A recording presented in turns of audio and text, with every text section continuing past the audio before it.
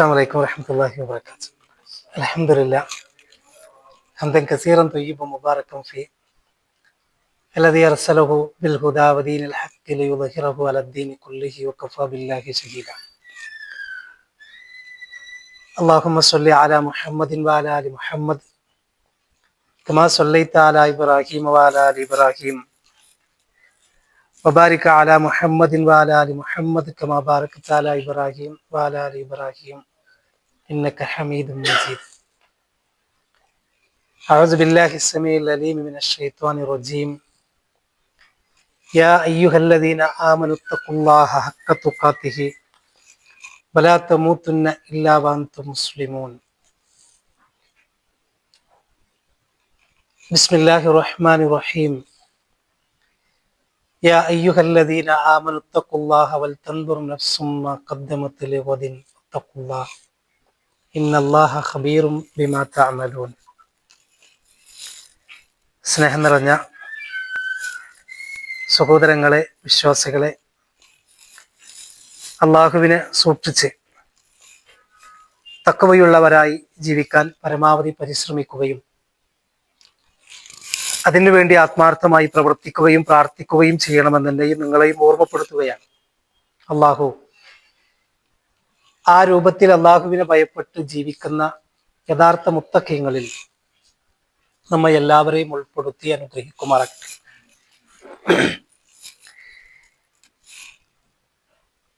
ഒരുങ്ങുക നാളേക്ക് വേണ്ടി.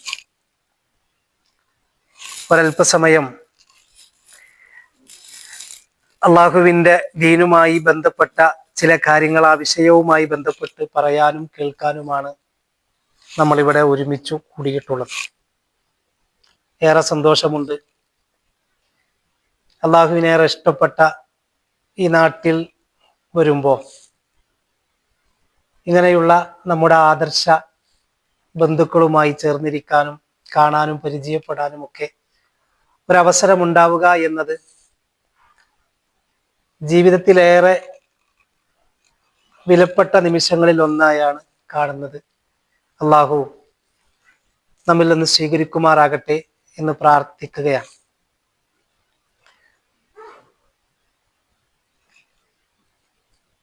ജീവിതത്തിൽ അള്ളാഹു ഒരുപാട് അനുഗ്രഹങ്ങൾ നമുക്ക് നൽകിയിട്ടുണ്ട്.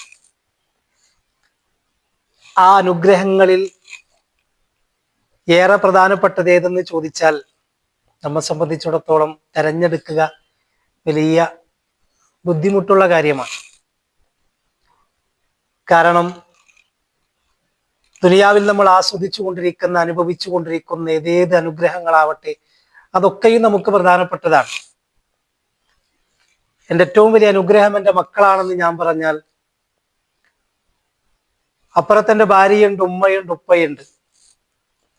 എൻ്റെ ഏറ്റവും വലിയ അനുഗ്രഹം ഉമ്മയാണെന്ന് ഉപ്പയാണെന്ന് പറഞ്ഞാൽ ഇപ്പുറത്ത് ഭാര്യയുണ്ട്, മക്കളുണ്ട്. എൻ്റെ സമ്പാദ്യമാണെന്ന് പറഞ്ഞാൽ അപ്പുറത്ത് വേറെയുമുണ്ട്. അഥവാ അള്ളാഹു സുബ്ഹാനഹു വ തആല ഈ ദുനിയാവിൽ നമുക്ക് നൽകിയിട്ടുള്ള ഓരോ അനുഗ്രഹങ്ങളും വിലപ്പെട്ടതാണ്, ഏറെ പ്രധാനപ്പെട്ടതാണ് ഓരോരുത്തരെ സംബന്ധിച്ചിടത്തോളം. എണ്ണിയാൽ ഒടുങ്ങാത്ത അനുഗ്രഹങ്ങൾ ദിനേന എന്നോണം ആസ്വദിച്ചും അനുഭവിച്ചും കൊണ്ടിരിക്കുന്നു നമ്മളെല്ലാവരും. പക്ഷെ നമ്മൾ ആലോചിക്കേണ്ട ഏറ്റവും പ്രധാനപ്പെട്ട കാര്യം, നമ്മൾ ചോദിക്കാതെ പറയാതെയാണ് അള്ളാഹു ഏറെ അനുഗ്രഹങ്ങളും നമുക്ക് നൽകിയിട്ടുള്ളത്. ഞാൻ ചോദിച്ചു നേടിയ അനുഗ്രഹങ്ങൾ, അല്ലെങ്കിൽ ഞാൻ റബ്ബിനോട് എനിക്ക് വേണം റബ്ബേ, എനിക്ക് നീ നൽകണം റബ്ബേ എന്ന് ചോദിച്ച് അങ്ങനെ പടച്ച റബ്ബിനോട് നിരന്തരമായി ആവശ്യപ്പെട്ട് നമുക്ക് നൽകിയ അനുഗ്രഹങ്ങൾ ഒരു പക്ഷേ ഓർക്കാൻ നമുക്ക് പ്രയാസമായിരിക്കാം. കാരണം ഏറെ അനുഗ്രഹങ്ങളും നമ്മൾ ചോദിക്കാതെയാണ് റബ്ബ് തന്നിട്ടുള്ളത്. പക്ഷെ നമ്മൾ ആലോചിക്കേണ്ട ഏറ്റവും പ്രധാനപ്പെട്ട ഒരു കാര്യം, റബ്ബിന് നമ്മൾ തിരിച്ചെന്ത് നൽകി എന്നതാണ്. അള്ളാഹുവിന് നമ്മൾ എന്താണ് നൽകിയത്? എനിക്കെൻ്റെ റബ്ബ് എൻ്റെ മക്കളെ തന്നിട്ടുണ്ടെങ്കിൽ, എൻ്റെ ജീവിതത്തിൽ ഏറെ സന്തോഷങ്ങളും ആഹ്ലാദങ്ങളും സൗകര്യങ്ങളും റബ്ബ് തന്നിട്ടുണ്ടെങ്കിൽ, ഞാൻ ചോദിക്കാതെയാണ് ഇതെല്ലാം ഏറെയും പടച്ച റബ്ബ് എനിക്ക് നൽകിയതെങ്കിൽ, ആ റബ്ബിന് നമ്മൾ എന്താണ് തിരിച്ചു നൽകിയിട്ടുള്ളത് ഈ ആയുസ്സിനിടയിൽ? നമ്മൾ ചോദിക്കേണ്ട, സ്വയം ചോദിക്കേണ്ട, റബ്ബിലേക്ക് യാത്രയാകും മുമ്പ് ഉത്തരം കണ്ടെത്തേണ്ട ഏറ്റവും പ്രധാനപ്പെട്ട ഒരു വിഷയമാണ്. റബ്ബിന് നമ്മൾ എന്താണ് നൽകിയിട്ടുള്ളത്? അള്ളാഹു കടമായി ചോദിക്കുന്നുണ്ട്. അള്ളാഹുവിന് കടം കൊടുക്കുന്ന ആളുകളെ കുറിച്ച് പറയുന്നുണ്ട്. അള്ളാഹുവിന്റെ മാർഗത്തിൽ സൽക്കർമ്മങ്ങൾ ചെയ്യുന്നവർ, ജിഹാദ് ചെയ്യുന്നവർ, അതെല്ലാം നാളെ പരലോകത്ത് അള്ളാഹു നമുക്ക് തിരിച്ചു നൽകുമെന്നാണ് പറഞ്ഞിട്ടുള്ളത്. എങ്കിൽ അള്ളാഹു തന്ന ഈ അനുഗ്രഹത്തിൽ നിന്ന് എന്താണ് റബ്ബിന് വേണ്ടി നമ്മൾ നീക്കി വെച്ചിട്ടുള്ളത് എന്ന ഏറ്റവും പ്രധാനപ്പെട്ട ഒരു ചോദ്യത്തിന്റെ ഉത്തരമാണ് യഥാർത്ഥത്തിൽ ഈ വിഷയം പറയുമ്പോൾ നമ്മൾ കണ്ടെത്തേണ്ടത്. ഇന്ന് നമ്മൾ മയ്യത്ത് നിസ്കരിച്ചു. നിങ്ങളെ സംബന്ധിച്ചിടത്തോളം, ഹറമിൽ നിസ്കരിക്കുന്നവരെ സംബന്ധിച്ചിടത്തോളം ഓരോ വഖത്തിനും മയ്യത്ത് നിസ്കരിക്കാണ്.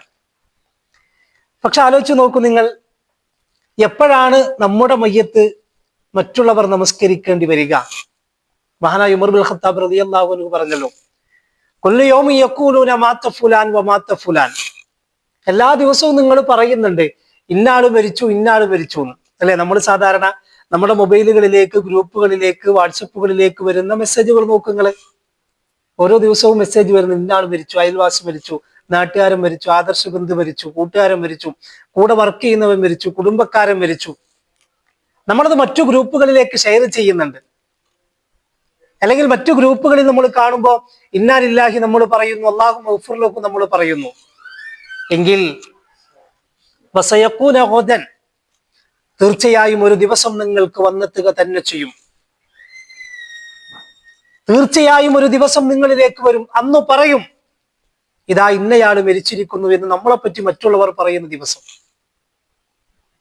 ആ ദിവസത്തെയാണ് യഥാർത്ഥത്തിൽ, ആ ദിവസത്തിന് വേണ്ടിയാണ് യഥാർത്ഥത്തിൽ നമ്മൾ ഒരുങ്ങേണ്ടത്. അതാണ് വിശുദ്ധ ഖുർആൻ ചോദിച്ചത്, യാ അയ്യുഹല്ലദീന ആമനു തഖുല്ലാഹ്. അള്ളാഹുവിന്റെ നമ്മളോടൊന്നൊരു ചെറിയ വിചിന്തനം നടത്താൻ വേണ്ടി റബ്ബ് ചോദിക്കുന്ന ഒരു ചോദ്യമാണത്. ബിസ്മില്ലാഹിർ റഹ്മാനിർ റഹീം. യാ അയ്യുഹല്ലദീന ആമനു തഖുല്ലാഹ് വൽ തൻദുർ നഫ്സും മാ ഖദ്ദമത് ലിഗദിൻ വത്തഖു. നോക്കൂ നിങ്ങൾ, അള്ളാന്റെ വാചകം എന്നറിയോ? നിങ്ങൾ എന്താണ് നാളേക്ക് വേണ്ടി സമ്പാദിച്ചിട്ടുള്ളത് എന്ന് നിങ്ങൾ ഓരോരുത്തരും ഒന്ന് നോക്കിക്കാണുക എന്നതാണ്. എന്താണെന്ന് പടച്ച റബ്ബ് ചോദിക്കാണ്. നമ്മൾ പ്രവാസികളാണ്. ഇവിടെ നിന്ന് നാട്ടിലേക്ക് പോകുമ്പോഴേക്കും കുറെ കാര്യങ്ങളെ കുറിച്ച് ആലോചിക്കാനും ചിന്തിക്കാനും ഒക്കെ ധാരാളം നമുക്കുണ്ടാകും. സമ്പാദിച്ച സമ്പാദ്യങ്ങളെ കുറിച്ച് പറയാൻ, അല്ലെങ്കിൽ നമ്മുടെ കുടുംബത്തെ കുറിച്ച് ആലോചിക്കാൻ. ഇത്ര നാളും ഗൾഫിൽ നിന്നിട്ടൊരു വീടായിട്ടില്ലല്ലോ, എനിക്കിതാ ഇത്ര 2 പെൺമക്കൾ വളർന്നു വരുന്നു, എൻ്റെ മക്കൾ പഠിക്കാണ്, എന്താണ് സംഭവിക്കുക ഞാൻ മരിച്ചു പോയാൽ എന്നതിനെ സംബന്ധിച്ചൊക്കെ ബേജാറുള്ളവരാണ് പ്രത്യേകിച്ച് പ്രവാസികളായ ആളുകൾ. എന്നാൽ ഇന്ന് ഞാൻ മരിച്ചാൽ എൻ്റെ ഖബറിൽ ഞാൻ ഒറ്റക്കാണ്. അവിടെ അള്ളാഹുവിന്റെ മാലാഖമാര് വന്നുള്ള ചോദ്യത്തിന്റെ ഉത്തരം പറയേണ്ടത് ഞാൻ ഒറ്റക്കാണ്. നാളെ പരലോകത്തന്നെ കൊണ്ടുവരുന്നതും ഒറ്റയ്ക്ക് തന്നെയാണ്. അവിടെ ഞാൻ എന്ത് റബ്ബിനോട് മറുപടി പറയും? നമ്മൾ ഒരുങ്ങിയിട്ടുണ്ടോ നമ്മുടെ മരണത്തിന് വേണ്ടി? നമ്മൾ ഒരുങ്ങിയിട്ടുണ്ടോ നമ്മുടെ മരണത്തിന് വേണ്ടി? അള്ളാഹുവിന്റെ മാലാഖമാർ നമ്മളെ വന്ന് വിളിക്കുന്ന സമയത്ത് സന്തോഷത്തോടുകൂടെ അള്ളാഹുവിലേക്ക് യാത്രയാവാൻ നമുക്ക് സാധിക്കുമോ? പ്രത്യേകിച്ച് ആയത്തുകളോ ഹദീസുകളൊന്നും നമ്മളോട് ഓതി വിശദീകരിക്കേണ്ട കാര്യമില്ല. ഒരു വലിയ പ്രഭാഷണമോ പ്രസംഗമൊന്നുമല്ല, മറിച്ച് കുറച്ച് വർത്തമാനങ്ങൾ നമ്മുടെ മനസ്സിലേക്കൊന്ന് ഇട്ടു തരിക എന്ന് മാത്രമാണ് ഉദ്ദേശിക്കുന്നത്. ആലോചിച്ച് നോക്കൂ നിങ്ങൾ, നമ്മുടെ മരണസമയത്ത് മാലാഖമാർ വരുമ്പോ എങ്ങനെയായിരിക്കും നമ്മൾ അഭിസംബോധന ചെയ്യാം? യാ അയ്യത്തുഹ നഫ്സുൽ മുത്മഇന്ന, സന്തോഷമടഞ്ഞ ആത്മാവേ, പ്രവർത്തിച്ച് ക്ഷീണിച്ച ആത്മാവേ, അള്ളാന്റെ മാർഗത്തിൽ പടച്ച റബ്ബിന് വേണ്ടി സൽക്കർമ്മങ്ങൾ ചെയ്ത് അള്ളാഹുവിനെ ഇബാദത്ത് ചെയ്ത് ആ മാർഗത്തിൽ ഏറെ പ്രവർത്തിച്ച ആത്മാവേ. അള്ളാഹുവിന്റെ മാലാഖമാർ സന്തോഷത്തോടുകൂടി വിളിക്കാണ്, യാ അയ്യത്തുഹൻ നഫ്സുൽ മുത്മഇന്ന ഇർജിഇ ഇലാ റബ്ബികി റാദിയതൻ മർദിയ ഫദ്ഖുലി ഫീ ഇബാദി വദ്ഖുലി ജന്നതി. സന്തോഷത്തോടുകൂടെ സ്വർഗത്തിലേക്ക് പ്രവേശിച്ചു കൊള്ളുക എന്ന് അള്ളാഹുവിന്റെ മാലാഖമാർ പറയുന്ന രംഗം. അതല്ല, വലിയ പ്രയാസത്തോടുകൂടെ മലക്കുകളുടെ ഇടിയേറ്റ് ശകാരമേറ്റ് ഏറെ വേദനയോടുകൂടി ഈ ലോകത്തിൽ നിന്ന് യാത്രയാകുന്നവരെ കുറിച്ചും ഖുർആൻ നമ്മുടെ മുമ്പിൽ വരച്ചു കാണിക്കുന്നുണ്ട്. ഇതിലേത് മരണമാണ് നമ്മൾ ഇഷ്ടപ്പെടുന്നതും ആഗ്രഹിക്കുന്നതും, ഏത് മരണത്തിനു വേണ്ടിയാണ് നമ്മൾ പ്രവർത്തിക്കുന്നതും? അള്ളാഹു സ്വാലിഹ്യങ്ങളിൽ നമ്മയൊക്കെ ഉൾപ്പെടുത്തി അനുഗ്രഹിക്കുമാറാകട്ടെ. തീർച്ചയാണ് നമ്മുടെ നമസ്കാരങ്ങളും നമ്മുടെ പ്രവർത്തനങ്ങളും നമ്മുടെ പ്രാർത്ഥനകളും യാ അയ്യത്തുഹൻ നഫ്സുൽ മുത്മഇന്ന എന്ന വിളിയാളം കേട്ട് റബ്ബിലേക്ക് യാത്രയാകണമെന്ന് തന്നെയാണ്. പക്ഷേ അതിനെന്ത് നമ്മൾ ചെയ്തു? നമ്മൾ സാധാരണ പറയാറുണ്ട്, നമ്മൾ നാട്ടിലേക്ക് പോകുമ്പോൾ എയർപോർട്ടില്, ഇപ്പൊ ഞങ്ങളുടെ നാട്ടിൽ നിന്ന് പിന്നെ ഒമാനിൽ നിന്നൊക്കെ പോകുമ്പോൾ 30 കിലോ ആണ്. ഇവിടെ എത്രയാണെന്ന് എനിക്ക് അറിയില്ല. 30 കിലോ ആണ് അല്ലെ? ഓരോരുത്തർക്കും ഓരോ ഫ്ലൈറ്റിന് ഓരോ വെയിറ്റ് ആയിരിക്കാം. 30 കിലോ ആണെങ്കിൽ ഏകദേശം എത്ര ഉണ്ടാവും? അതില് 32 ഉണ്ടാവും ചുരുങ്ങിയത്. എന്നിട്ട് ബേജാർ അവിടെ ചെന്ന് നിൽക്കുമ്പോ 32 കുറവാണ് അല്ലേ? ഏതാണ് ഹാൻഡ് ബാഗ് എങ്കിൽ ഏറ്റവും ചുരുങ്ങിയ 10 ഉണ്ടാവും. എന്നിട്ട് അവിടെ ചെന്നിട്ട് ഇങ്ങനെ ഈത്തപ്പഴാണ് അല്ലെങ്കിൽ ഇതാണ് എന്നൊക്കെ പറഞ്ഞിട്ട് ഇങ്ങനെ നമ്മളിങ്ങനെ അവരോട് ഇങ്ങനെ പറഞ്ഞുകൊണ്ടിരിക്കാം. അവിടെ നിന്ന് ഇങ്ങനെ മാറ്റുന്ന ആളുകൾ നമ്മൾ കാണും. പക്ഷേ അള്ളാഹുവിലേക്ക് യാത്രയാകുമ്പോൾ സൽക്കർമ്മങ്ങളുമായി റബ്ബിലേക്ക് പോകേണ്ട നമ്മുടെ ലഗേജിൽ എന്തുണ്ട്? റബ്ബിലേക്ക് യാത്രയാകുമ്പോൾ നമ്മുടെ ഹാൻഡ് ബാഗിൽ എന്തുണ്ട്? നമ്മൾ ആലോചിച്ച് നോക്കൂ. നമുക്കൊക്കെ സാധാരണ നമ്മൾ പറയാറുണ്ട് 24 മണിക്കൂറാണ്. സമയമില്ല എന്നാണ് സാധാരണ എല്ലാവരും പറയാറ്. ഏത് പ്രവർത്തനങ്ങൾക്ക് ഒരു ദഅ്വാ രംഗത്തേക്ക് നമ്മളെ വിളിച്ചാൽ നമ്മൾ പറയുന്ന കാര്യം എന്താണ്? നമ്മൾ എന്ന് പറഞ്ഞാൽ നമ്മളെ കുറിച്ചല്ല കേട്ടോ. ഭൂരിഭാഗം ആളുകൾ പറയുന്ന വർത്തമാനം എന്താണ്? സമയമില്ല, എനിക്ക് തിരക്കാണ്, എനിക്ക് അതാണ്. പക്ഷെ എന്നാലോചിച്ച് നോക്കുങ്ങളെ, ചെറിയ സമയം കൊണ്ട്, ഇപ്പൊ മദീനയാണല്ലോ, മദീനത്താണല്ലോ നമ്മൾ സംസാരിക്കുന്നത്. ഈ മദീനത്തേക്ക് ആദ്യമായി കടന്നു വന്ന ദാഇ ആരാണ്? നിങ്ങൾ കേട്ടിട്ടുണ്ടാവുമല്ലോ. മദീനത്തേക്ക് ആദ്യമായി കടന്നു വന്ന ദാഇ ആരാണ്?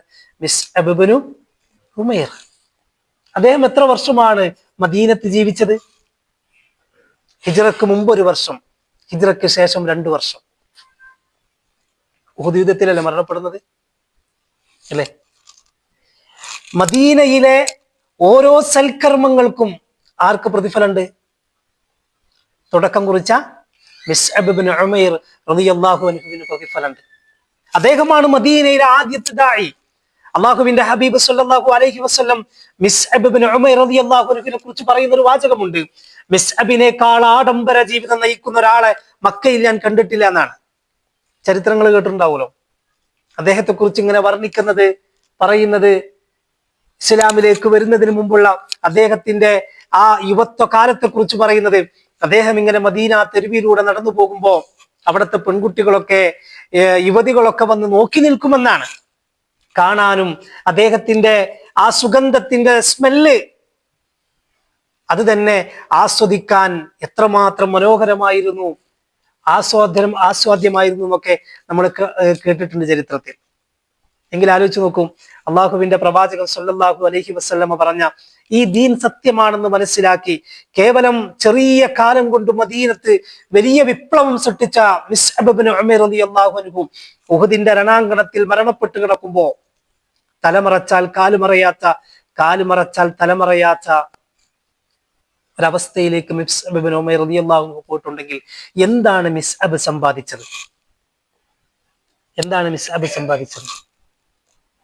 ദുനിയാവ് വേണ്ടാന്നോ, ദുനിയാവിൽ സമ്പാദിക്കണ്ടെന്നോ അല്ല ഇസ്ലാം പറഞ്ഞിട്ടുള്ളത്. അള്ളാഹുവിന്റെ ഹബീബ് സല്ലല്ലാഹു അലൈഹി വസല്ലം ഏറെ പ്രാർത്ഥിച്ച പ്രാർത്ഥനകളുടെ കൂട്ടത്തിൽ ഒന്നാണ് റബ്ബനാ ആത്തിനാ ഫിദ്ദുനിയാ ഹസന വഫിൽ ആഖിറതി ഹസനതൻ വഖിനാ അസാബന്നാർ. അള്ളാഹുവേ, 2 ലോകത്തും നീ ഞങ്ങൾക്ക് നന്മ നൽകണേ എന്നാണ്. 2 ലോകത്തും നന്മക്ക് വേണ്ടി നമ്മൾ പണിയെടുക്കണം, അധ്വാനിക്കണം. ദുനിയാവിൽ അള്ളാന്റെ മാർഗത്തിൽ പ്രവർത്തിക്കുന്ന അതേ പ്രതിഫലം തന്നെയാണ് ജിഹാദ് എന്നാണ്.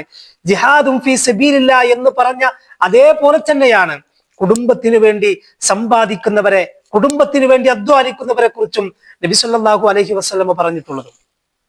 ആത്മാർത്ഥമായി ഹലാലായ മാർഗത്തിലൂടെ അള്ളാന്റെ മാർഗത്തിൽ പ്രവർത്തിക്കുന്ന, കുടുംബത്തിന് വേണ്ടി അധ്വാനിക്കുന്നവരെ കുറിച്ച് പറയുന്നത് അള്ളാഹുവിന്റെ മാർഗത്തിൽ പ്രവർത്തിക്കുന്നത് പോലെ തന്നെയാണ്.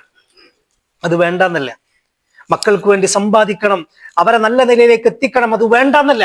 പക്ഷേ ഇന്ന് ദുനിയാവിന്റെ പിന്നാലെ പോകുന്ന ആളുകളാണ് പലരും, ബഹുഭൂരിഭാഗം ആളുകൾ. പരലോകത്തെ മറക്കാണ്, അള്ളാഹുവിന്റെ പരലോകത്തെ മറക്കാണ്. ഇന്ന് മരണപ്പെട്ടാൽ നാളെ പരലോകത്തേക്ക് യാത്രയായി എത്ര കാലമെന്നറിയാതെ കടക്കേണ്ടി വരുന്ന ഖബറിനെ മറക്കാണ്. അതിനുശേഷമുള്ള ജീവിതത്തെ മറക്കാണ്. ഒരിക്കലും മരണമില്ലാത്ത പരലോകത്തെ മറക്കാണ്. അങ്ങനെ ജീവിക്കുന്ന ഒരാളിലല്ല വിശ്വാസികളെ നമ്മൾ പെടേണ്ടത്. നമ്മളെ സംബന്ധിച്ചിടത്തോളം അള്ളാഹുവിന്റെ മാർഗത്തിൽ ഞാൻ പറഞ്ഞല്ലോ 24 മണിക്കൂറാണ് അള്ളാഹു നമുക്ക് തന്നിട്ടുള്ളത്. എല്ലാവർക്കും 24 മണിക്കൂർ തന്നെ.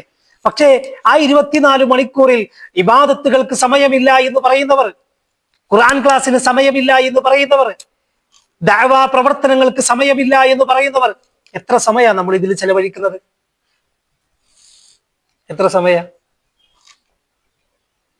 നമ്മുടെ സ്ക്രീൻ ടൈം ഒക്കെ നോക്കിക്കഴിഞ്ഞാൽ എത്ര സമയമുണ്ടോ? സാധാരണ ഇന്നത്തെ കണക്ക് പറയണത് ഒരു ശരാശരി ഒരു യുവാവ് അല്ലെങ്കിൽ സാധാരണ മൊബൈൽ ഉപയോഗിക്കുന്നവൻ ചുരുങ്ങിയത് 4 മണിക്കൂറെങ്കിലും മൊബൈൽ ഉപയോഗിക്കണം എന്നാണ്. എത്ര? 4 മണിക്കൂറെങ്കിലും ചുരുങ്ങിയത്. അത് നമ്മളെ കുറിച്ചല്ല കേട്ടോ. നമ്മളെത്ര ഉണ്ടാവും? ചുരുങ്ങിയത് 4 മണിക്കൂറെങ്കിലും എന്നാണ്. അപ്പൊ നമ്മൾ എത്ര ഉണ്ടാവും? അതിൽ കാര്യമായ കാര്യങ്ങൾക്ക് അല്ലെങ്കിൽ ആവശ്യമായ കാര്യങ്ങൾക്ക് എത്ര നമ്മൾ ഉപയോഗിക്കുന്നുണ്ടാകും? വേണ്ട എന്നല്ല. പക്ഷേ നമ്മളിങ്ങനെ റീൽസിലൂടെ പോകുമ്പോൾ, നമ്മളിങ്ങനെ യൂട്യൂബിലൂടെ പോകുമ്പോൾ, ഫേസ്ബുക്കിലൂടെ പോകുമ്പോൾ അതിലെത്ര കാര്യങ്ങൾ നന്മയുമായി ബന്ധപ്പെട്ട കാര്യങ്ങൾക്ക് വേണ്ടി ചെലവഴിക്കുന്നുണ്ട്. നന്മകൾ കാണാൻ, കേൾക്കാൻ, അത് മറ്റുള്ളവരിലേക്ക് ഷെയർ ചെയ്യാൻ, ഒരു സ്റ്റാറ്റസ് വെക്കാൻ പോലും. ഇന്ന് ദഅവാ രംഗത്ത് സോഷ്യൽ മീഡിയക്കേറെ പങ്കുള്ള ഒരു കാലഘട്ടമാണ്. പക്ഷേ ഒരായത്ത് സ്റ്റാറ്റസ് വെച്ചാൽ ഏറ്റവും ചുരുങ്ങിയത് 19 പേരെങ്കിലും കാണൂലേ? അവർക്കെങ്കിലും അല്ലാന്റെ ആയത്ത് എത്തിച്ചു കൊടുത്തു നമുക്ക് പറയാലോ പടച്ചവന്റെ അടുത്ത്. വേറെ ഒന്നുമില്ലെങ്കിൽ പറഞ്ഞൂടെ? പക്ഷെ അതുപോലും വെക്കാൻ നമുക്കിന്ന് കഴിയുന്നില്ല, പലർക്കും കഴിയുന്നില്ല. ഒരാൾക്കൊരു നന്മയുടെ ഒരു വാചകം പറഞ്ഞു കൊടുക്കാൻ മടിയാണ് പലർക്കും. ആലോചിച്ച് നോക്കൂ, നിങ്ങളൊരു നന്മ എത്തിച്ചു, അതിലൂടെ അവർ ആ നന്മ ജീവിതത്തിന്റെ ഭാഗമാക്കിയാൽ വലിയ പ്രതിഫലമല്ലേ നമുക്ക്? മിസ്അബ് ഇബ്നു ഉമൈർ റളിയല്ലാഹു അൻഹുവിന്റെ ചരിത്രം പോലെ മഹാനായ അബ്ദുല്ലാഹി ഇബ്നു ഉമ്മ മക്തൂം റളിയല്ലാഹു അൻഹുവിന്റെ ചരിത്രവും മദീനയുടെ ചരിത്രം വായിച്ചാൽ നമുക്ക് കാണാൻ കഴിയും. മദീനയിലെ ഏറ്റവും പ്രധാനപ്പെട്ട മുഅദ്ദിനായിരുന്നു ആര്? മഹാനായ ബിലാൽ റളിയല്ലാഹു അൻഹുവിനോടൊപ്പം തന്നെ അബ്ദുല്ലാഹി ഇബ്നു ഉമ്മ മക്തൂം റളിയല്ലാഹു അൻഹു. എന്താ പ്രത്യേകത? കണ്ണ് കാണൂല, അന്ധനാണ്. ഖാദിസിയ യുദ്ധത്തിൽ അള്ളാഹുവിന്റെ പ്രവാചകന്റെ ഖാദിസിയ യുദ്ധത്തിലേക്ക് കടന്നു വന്ന് ഏറ്റവും മുന്നിൽ നിന്ന് അള്ളാഹുവിന്റെ പ്രവാചകരെ, ആ പതാക എന്റെ കയ്യിൽ തരണം, ഞാൻ മുന്നിൽ നിൽക്കും. കാരണം ശത്രുക്കൾ വരുമ്പോ ആ ശത്രുവിനെ കാണാൻ എനിക്ക് കഴിയില്ല, അതുകൊണ്ട് ഞാൻ പിന്മാറൂല, പേടിച്ചോടൂല റസൂലെ എന്ന് പറഞ്ഞു മുന്നിൽ നിന്ന് യുദ്ധത്തെ നയിച്ച് അവസാനം ഖാദിസിയ യുദ്ധത്തിൽ ഷഹീദായി വീണ മഹാനായ അബ്ദുല്ലാഹി ഇബ്നു ഉമ്മ മക്തൂം റളിയല്ലാഹു അൻഹു. എത്ര ചരിത്രങ്ങളാ മദീനയുമായി ബന്ധപ്പെട്ട് പറഞ്ഞാൽ! എത്ര സ്വഹാബത്തിന്റെ ചരിത്രങ്ങളാ നമുക്ക് കേൾക്കാനുള്ളത്!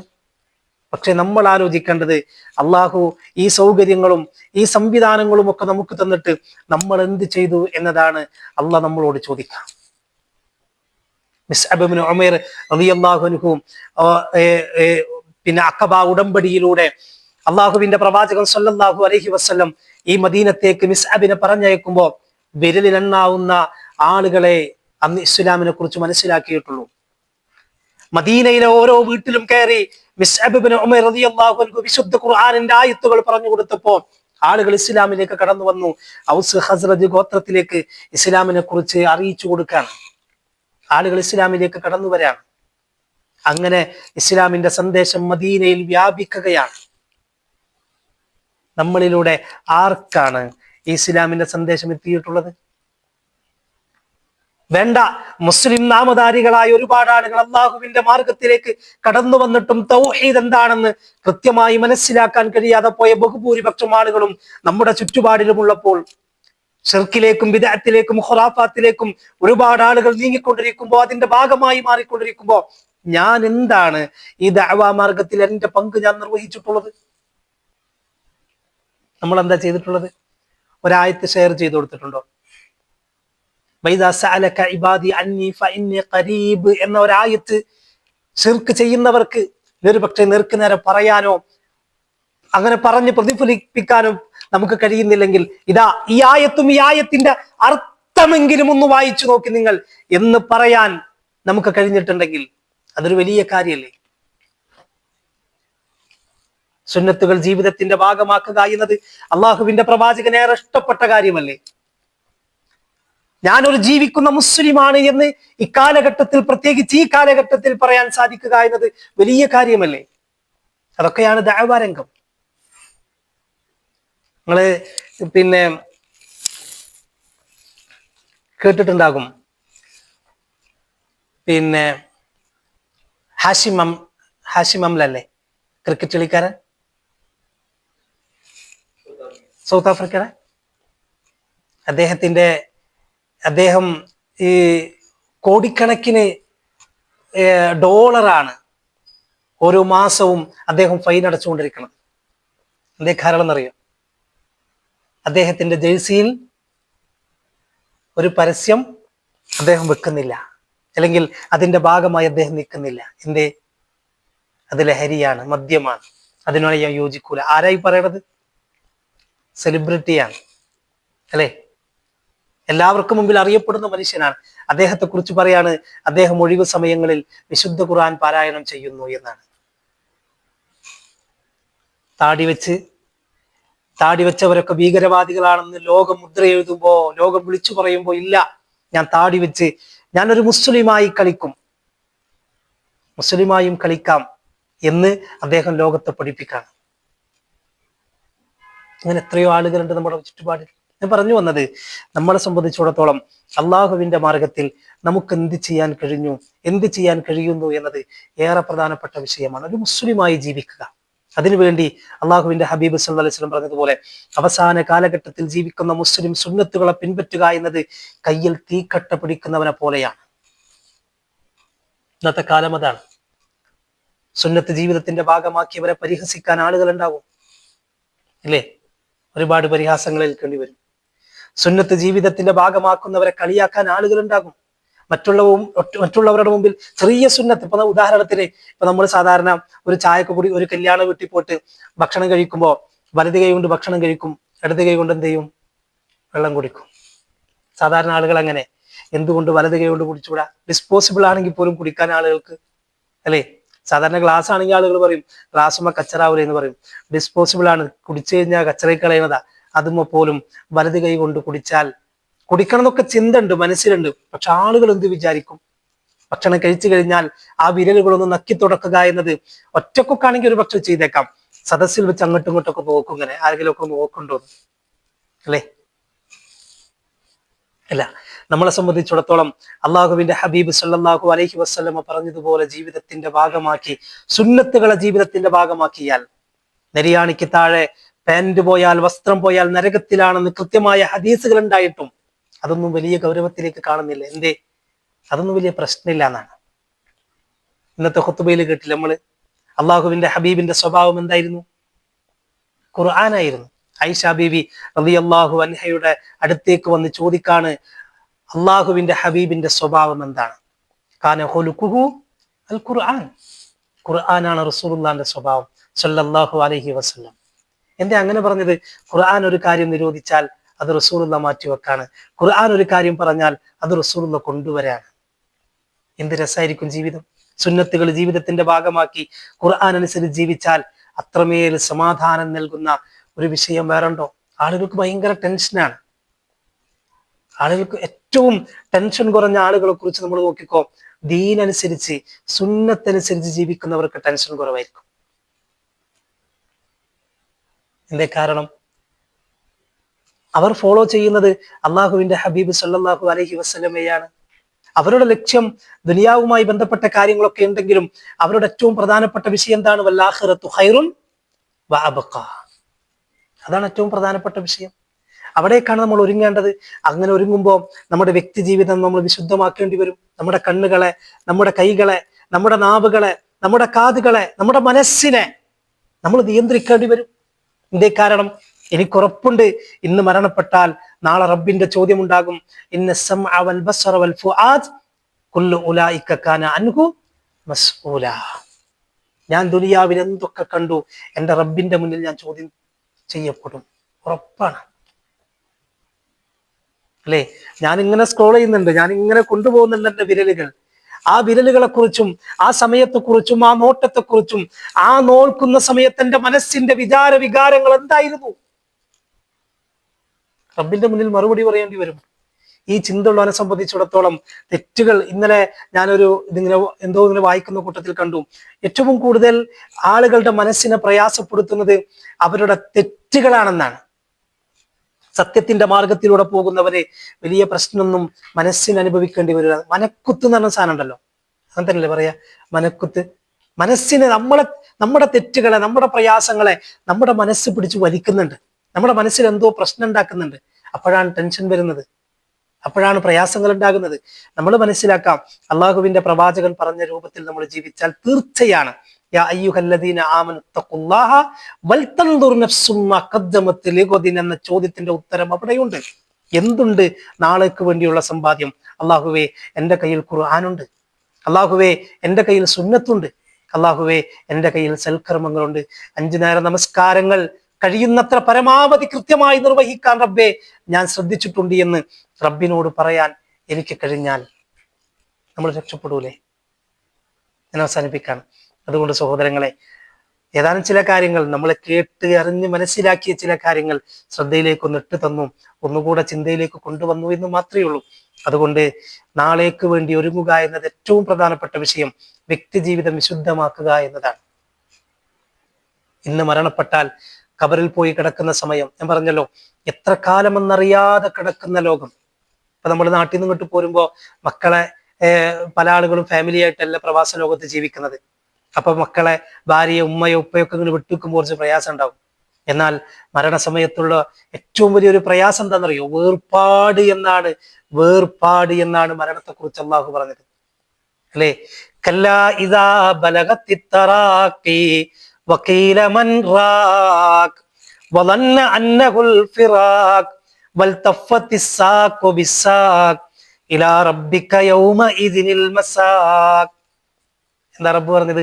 വേർപാടെന്നാണ്. ഒരുപാട് മരണങ്ങൾക്ക് സാക്ഷ്യം വഹിച്ച, ഒരുപാട് മയ്യത്തുകളെ കൊണ്ടുപോയി ഖബറിലേക്ക് ഇറക്കി വെച്ച് ഒരുപാട് പിടിമണ്ണ് വാരിയിട്ട മനുഷ്യരെ, ഇതാ മരണം നിങ്ങളുടെ തൊണ്ടക്കുള്ളിൽ എത്തിക്കഴിഞ്ഞാൽ നിങ്ങൾക്ക് നിങ്ങളുടെ മരണത്തെക്കുറിച്ച് ഓർമ്മ വരുന്ന, ഉറപ്പാകുന്ന നിമിഷം ഇലാ റബ്ബിക യൗമഇദിനിൽ മസാഖ്, അള്ളാഹുവിലേക്ക് ഞാൻ പോകാണ് എന്ന് സ്വയം തിരിച്ചറിയാണ്.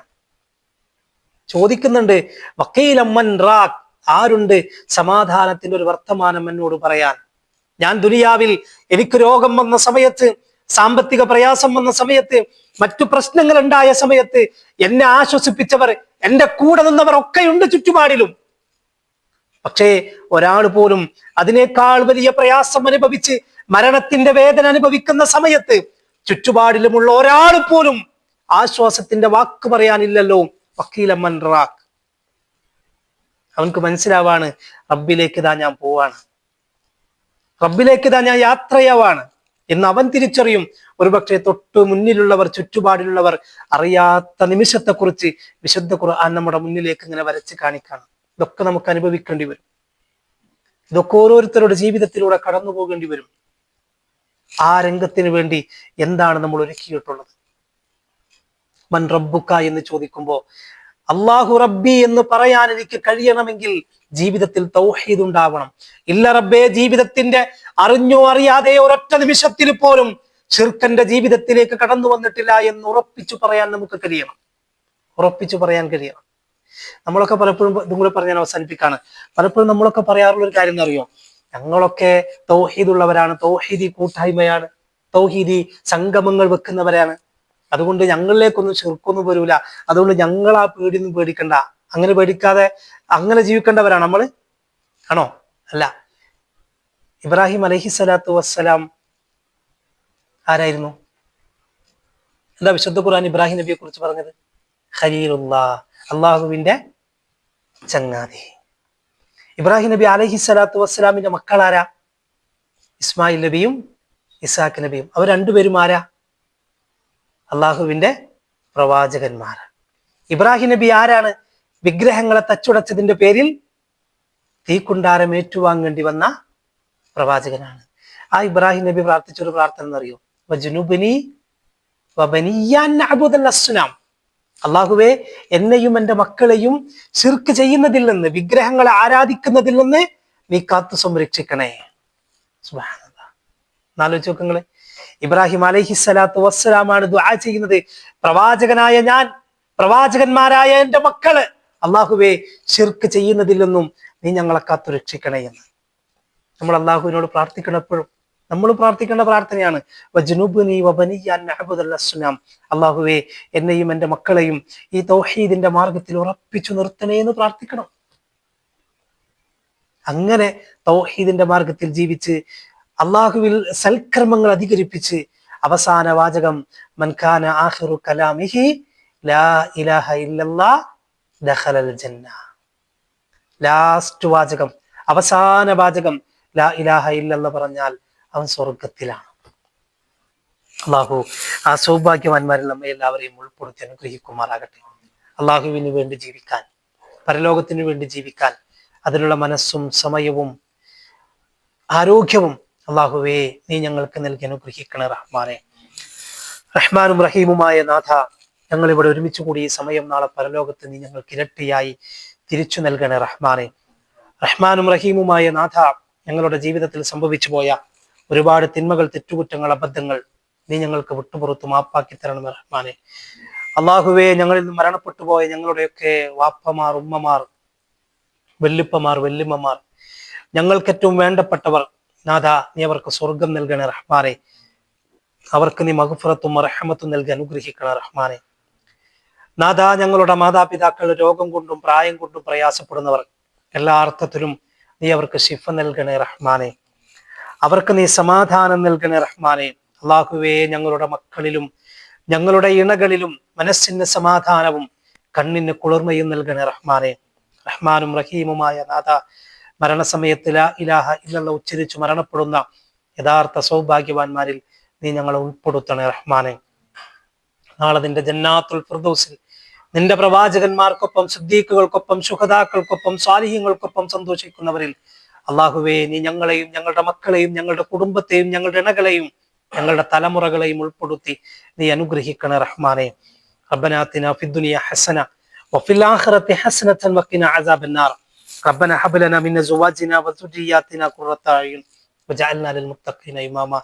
റബ്ബനാ തഖബ്ബൽ മിന്നാ ഇന്നക അൻതസ് സമീഉൽ അലീം വതുബ് അലൈനാ ഇന്നക അൻതത് തവ്വാബുർ റഹീം. ആമീൻ ആമീൻ ബിറഹ്മതിക യാ അർഹമർ റഹീമീൻ. اللهم صل على محمد وعلى ال محمد والحمد لله رب العالمين. سبحانك اللهم وبحمدك أشهد أن لا إله إلا أنت أستغفرك وأتوب إليك. السلام عليكم.